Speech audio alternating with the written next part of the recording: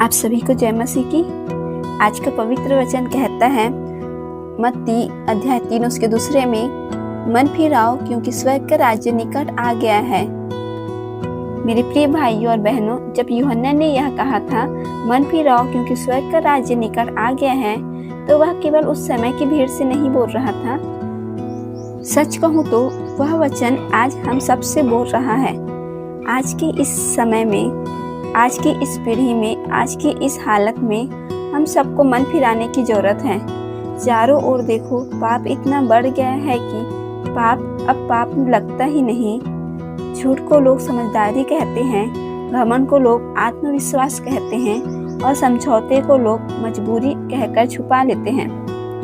मेरे प्रिय भाइयों और बहनों, हम जाने अनजाने में इस संसार को दिखाने के चक्कर में अपने आत्मिक जीवन को नष्ट करते जा रहे हैं।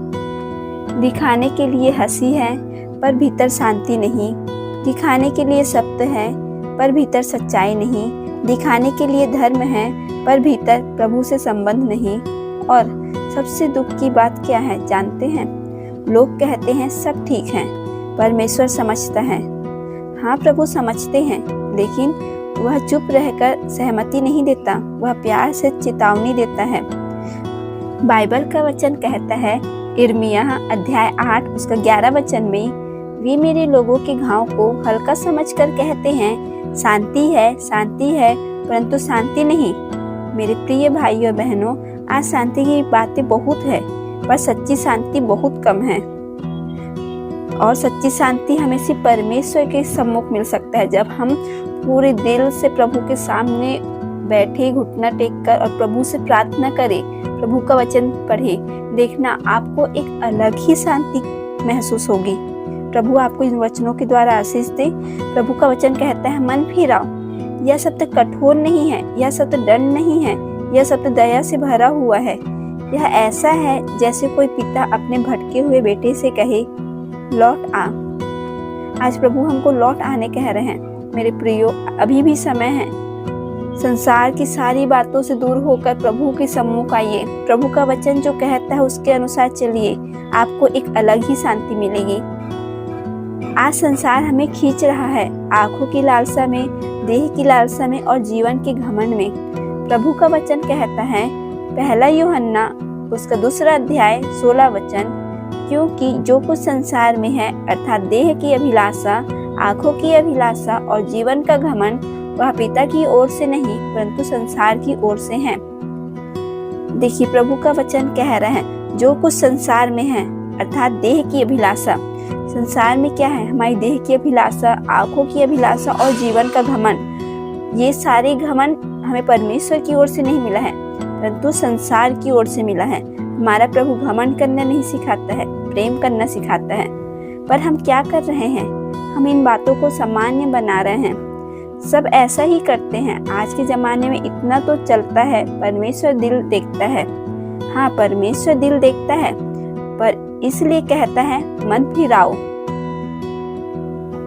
मेरे प्रियो, मन फिराना मतलब यह नहीं कि तुम परफेक्ट बन जाओ।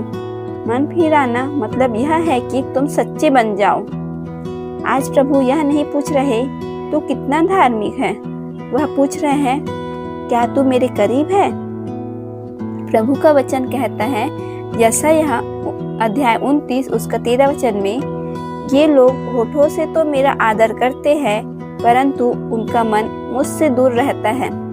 यह वचन सुनते समय अगर दिल में कुछ चुभ रहा है तो समझ लेना यह दोष नहीं है, यह प्रभु की आवाज है। क्योंकि प्रभु का वचन कहता है ये लोग होठों से तो मेरा आदर करते हैं। हम लोग क्या करते हैं आज के जीवन में? हम सारे मसीही लोग होठों से प्रभु का आदर करते हैं परंतु उनका मन मुझसे दूर रहता है। मतलब हमारा मन प्रभु से दूर रहता है। मेरे प्रियो, अंत का समय सचमुच निकट है। यह डराने के लिए नहीं कह रही, यह जगाने के लिए कह रही हूँ, क्योंकि पाप बढ़ रहा है, प्रेम ठंडा पड़ रहा है, सच्चाई से समझौता हो रहा है। प्रभु का वचन कहता है मत्ती अध्याय 24 उसके 12 में, और अधर्म के बढ़ने से बहुतों का प्रेम ठंडा हो जाएगा। आज लोग प्रभु से दूर होते जा रहे हैं क्योंकि पाप पहले मीठा लगता है पर बाद में आत्मा को मार देता है। प्रभु का वचन कहता है रोमियो अध्याय 6 उसके 23 वचन में, क्योंकि पाप की मजदूरी मृत्यु है परंतु परमेश्वर का वरदान हमारे प्रभु यीशु मसीह में अनंत जीवन है। मेरे प्रियो, आज भी समय है, आज भी द्वार खुला है, आज भी अनुग्रह उपलब्ध है। मेरा प्रभु आज भी हमें बुला रहे हैं। यीशु आज भी वही कहते हैं, मेरे पास आओ।